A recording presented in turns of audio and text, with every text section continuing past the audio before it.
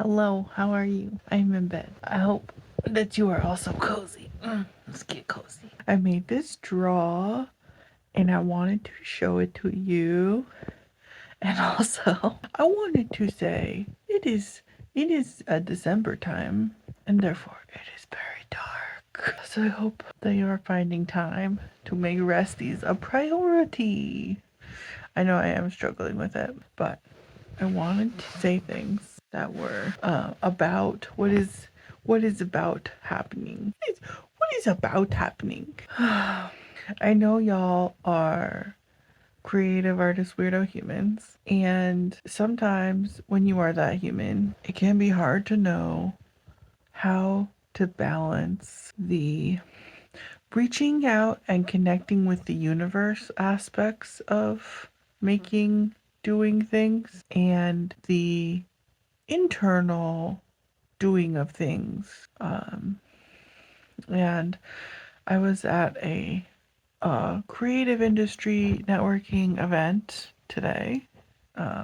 My fiscal sponsor, Intersection for the Arts, had their holiday event, and I was chatting with other local people who run arts organizations and talking about what their goals are and what they see as like needed in the Bay Area creative arts ecosystem. And I realized that there's a lot of overlap with an event that I went to last week, which was actually for the National Science Foundation. I was invited to UCLA by a professor to go to an event about technology innovation partnerships, a sort of creative technology convening for the NSF. And I realize that both of these groups are people doing creative work. Sometimes it's creative work in communities, serving marginalized communities. Sometimes it's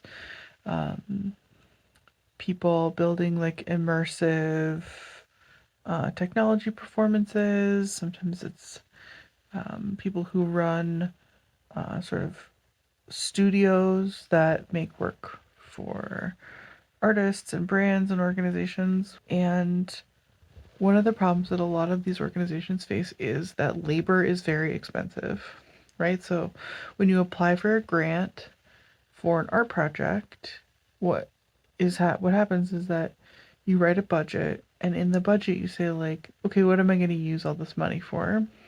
And often most of that money is going to pay people to do things, right? Because labor is very expensive because everybody needs housing and doing things. And I was thinking about it and I was like, okay, so if the limitation of the creative economy is that you need to pay people to do things, and there's this sort of needs that many organizations face, right? Like, let's say you need marketing, you need web design, you need someone to do balance books, you need someone to weld armatures for sculptures, you need programmer to write software for an immersive theater piece or a museum installation. There's all these like skill sets that people need, or like in the film industry, right? Like every live action film needs riggers, right? And they have these big unions where all of the writers in the film industry are in the writers union, and all of the actors are in SAG. They have these unions that regulate the way that labor is used. So I was thinking about it and I was like, well, unions is one way to organize labor that already exists, and we definitely need more of them. But what if you could check a person out of the library? So like having a let's just start with like a person who builds websites.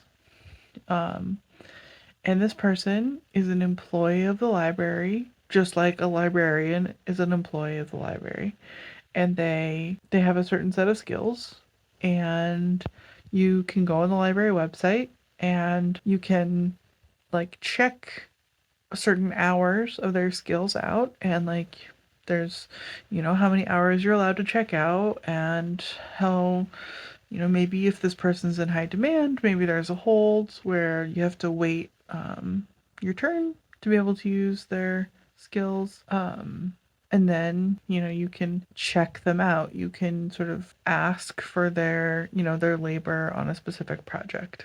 It would imply a lot of things, right? Like it would imply you knowing the skills of the person that you need, the same way that we sort of expect people to know who they need to hire in order to implement a project. It implies uh, the person being checked out to be very skilled at working on a lot of different projects and a lot of different ideas, as opposed to like going really deep on one project for a long time, like the way you would if you were like founding a company or a professor at a university. And there is some existing sort of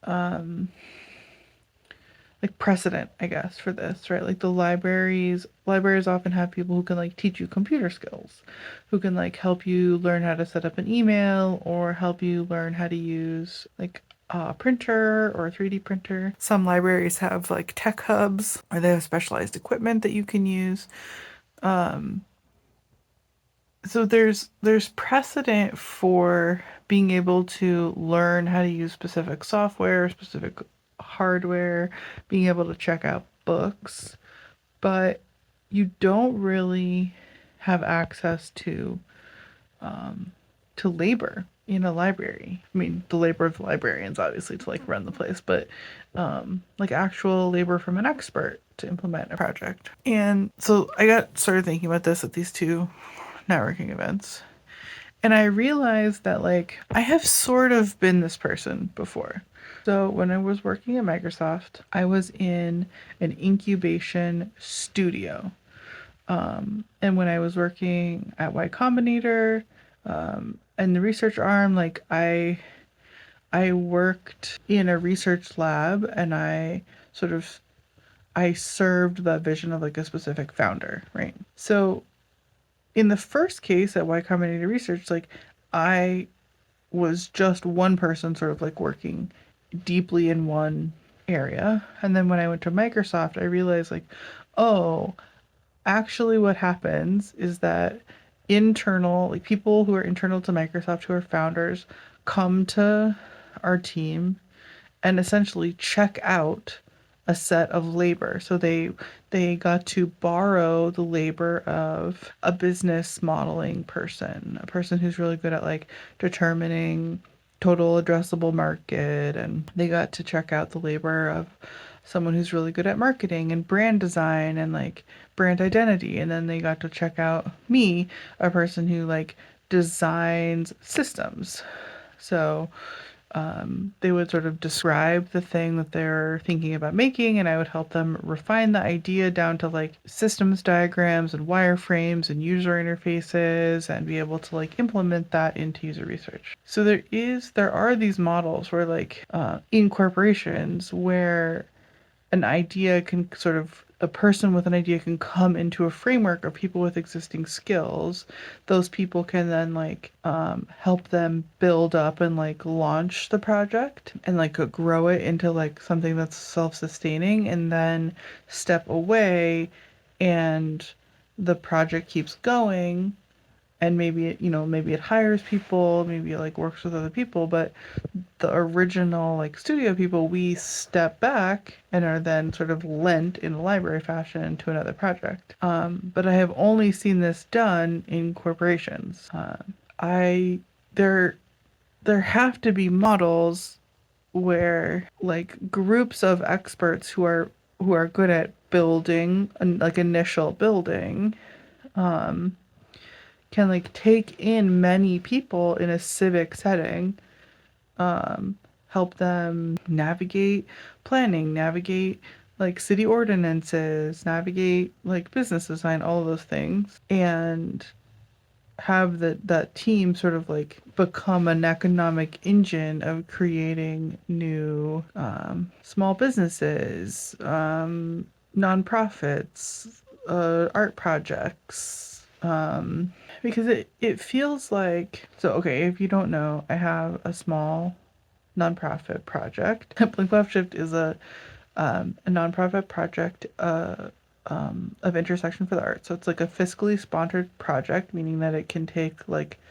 donations and receive grants. And intersection has, some of the skills to like help you manage the make sure that you're budgeting correctly, and help you like be able to like pay people and stuff like that. But they're a very small organization, so they don't have the kind of like wrap around like launchability skills that I saw being used in like corporate incubation studios. And so yeah, I this isn't like me knowing how to launch this idea. It is just like it seems obvious to me that in order for like cities to support like local people, um not only to like find jobs as like in existing companies, like, but actually create like new aspects of like the economy, new ways for people to like interact with the culture, new like, art projects, performances, theater projects. Like there's so many opportunities for cities to revitalize before, what's the word, blight or whatever, like um pre-revitalization, just vitalization. I don't know what to call it, but it just feels like something that could be part of a library system, that like and then that library system could even interact with the local school system, right? So you could check out the labor of um, um, people who work at the library, but you could also like sort of have a needs board where you could say like, we're looking for kids who are interested in learning about theater to like come to the theater and like help us do our project, so that kids get like firsthand real world experience, as opposed to like this sort of theoretical only classroom learning that we base everything on today. Like, why do math in in theory when you could learn how to measure and build and do trigonometry and stuff like with your hands in a construction shop in a theater to build sets? Like there's a lot of I just feel like there's a lot of connections that could be made between like civic incubation studios, public libraries, and the public school system. And I'm not totally sure how to design it, but it does seem like a very um, useful place where like say you had an idea for some aspect of your community. Like I had an idea this year to do distributed exhibitions in the homes of chronically ill people, because chronically ill people have a very hard time leaving home, which means that like it's very difficult for chronically ill people, chronically ill, fat, neurodivergent. Like there's a lot of people who struggle to access public art because, of energy levels and like the need to stay home. So I had this idea that, well, I could just bring the art to your house and install it at your house. Like there's no reason an exhibition like has to be in a gallery. Like it could be in your home. Um, so pairing a gallery exhibition with a distributed exhibition in homes. And I applied for grants and I got some grant funding to support it. But then once I had the grant money to support it, like that was it. Like there wasn't another step to like reach out to like a specific like civic launch pad to be like, hi, I'm doing this thing and I'm not sure what to do, like how to reach people. So I had to do the entire thing myself, which meant learning that like actually social media doesn't work to reach local disabled people. Newsletters don't work to reach local disabled people. I tried all those things and had zero success. And I had to learn that like, oh, person to person word of mouth is required to build the trust level that I need to get people to be like, yes, here's my address. Please come into my home and bring me art. and I will keep it in my home for like weeks and then you can come back and get it. Like the level of trust required for that was so high that I had to do word of mouth organizing. Ooh, itch. I have an itch scratch. So I think like I noticed doing that project that there was just like a gap in the level of support available for people trying to do new kinds of services for their own community. And that's what public libraries should do. Like, not to like make libraries the only form of government I care about or love. Like, I understand other form of government exists and like they got their own things, but like libraries are the way that we like actively interact with the city. Like it's the place where I interact with the government of the city the most. I guess the other aspect would be like the public transportation is another place where I interact with the government of the city the most. But it really seems like library incubation studios that lend labor services to community projects would make way more culture happen. It would make it would lead to more like community level innovation and experimentation than we're currently seeing in cities. Yeah, so okay. Thank you for listening to my sleepy time ramble. I just wanted to share that idea with y'all and hear what you think. Maybe I'm talking crazy and this is ridiculous. And I please poke holes because this is just like a it currently feels like a little baby fairy tale dream, but maybe it exists somewhere and I just don't know about it.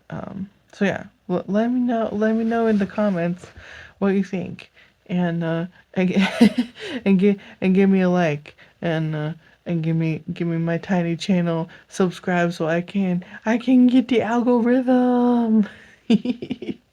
All right, bye.